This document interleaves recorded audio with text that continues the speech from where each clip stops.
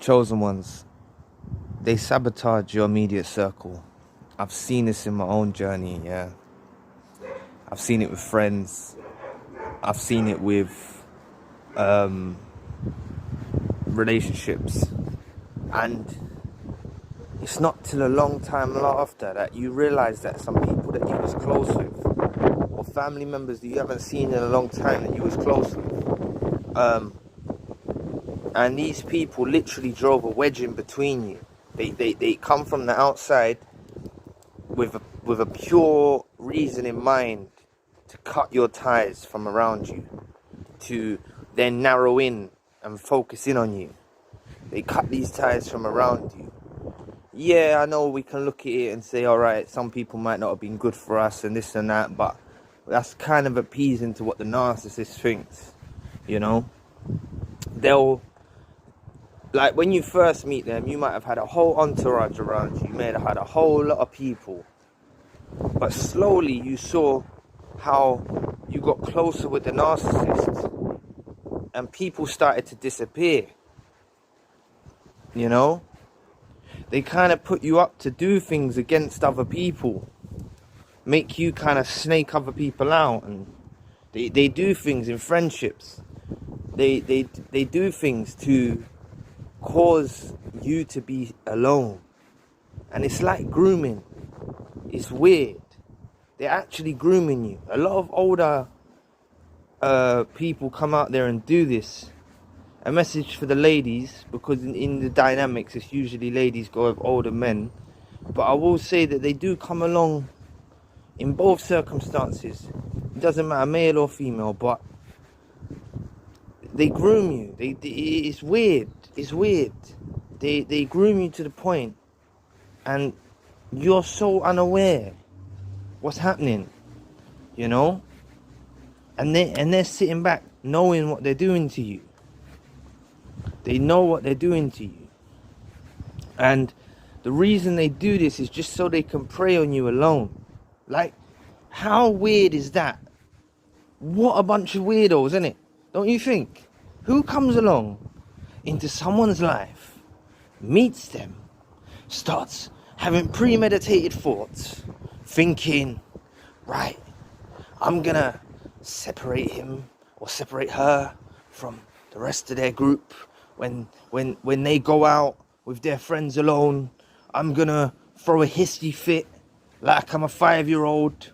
I'm gonna make them come home, or I'm gonna make them feel guilty about going out and make them have to check in on me. You know, please press the like and subscribe button. Help your brother out. It will take 2 seconds of your time. But this is what they do. This is what they do.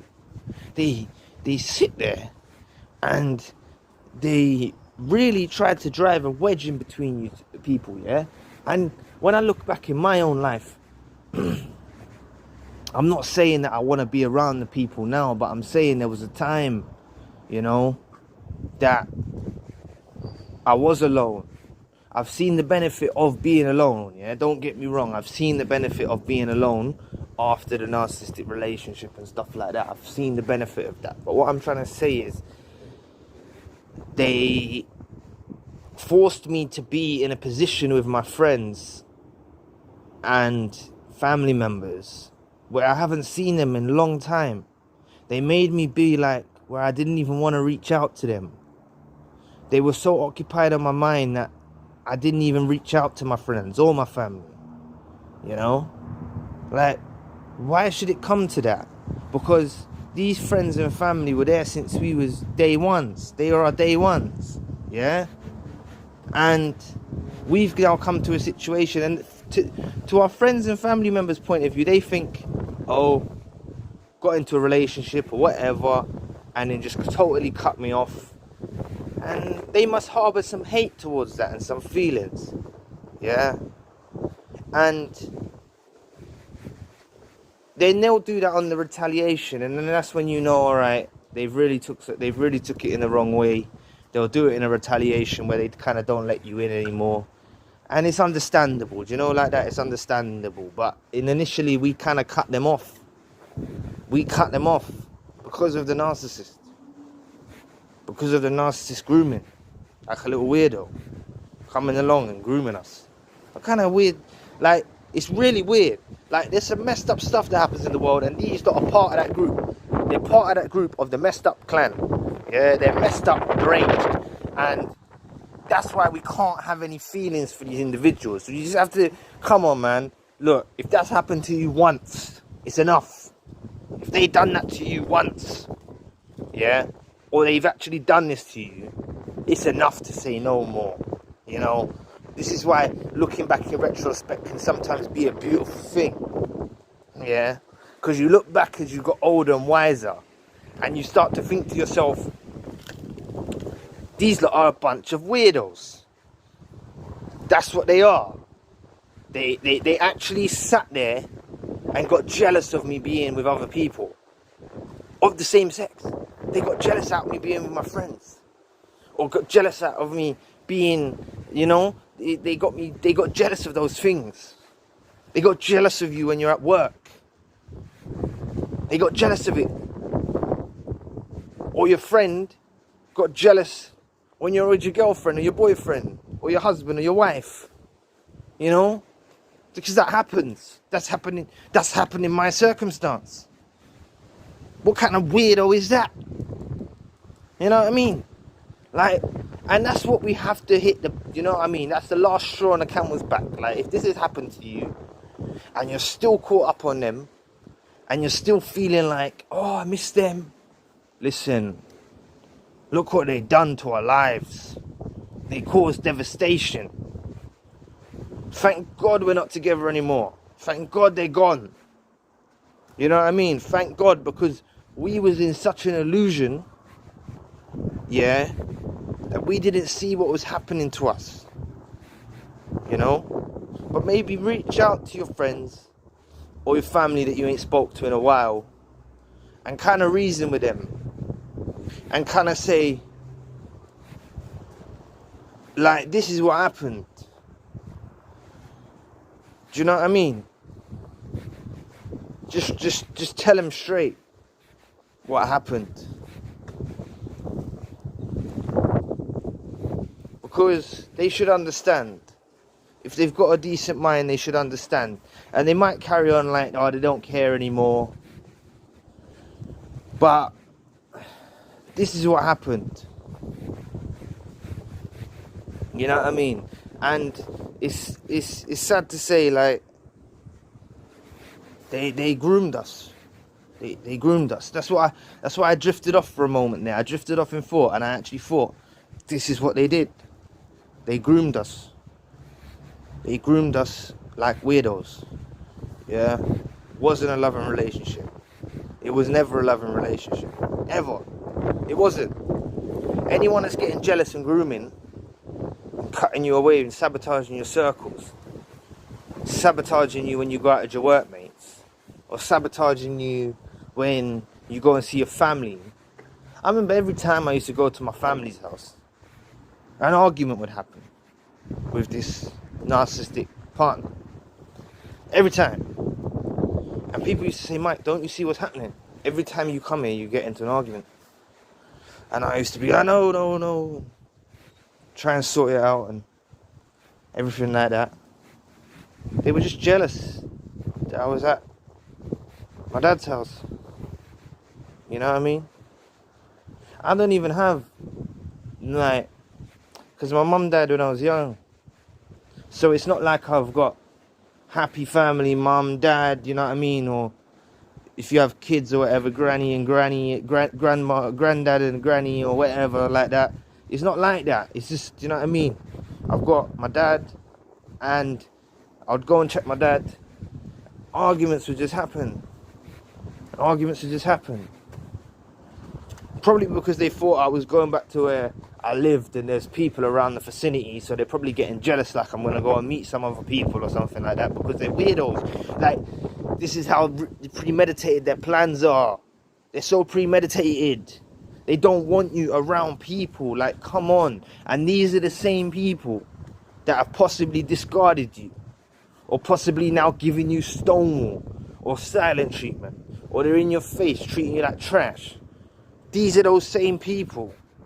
They're trash. Do you know what I mean? They're trash. They're weirdos and they're trash.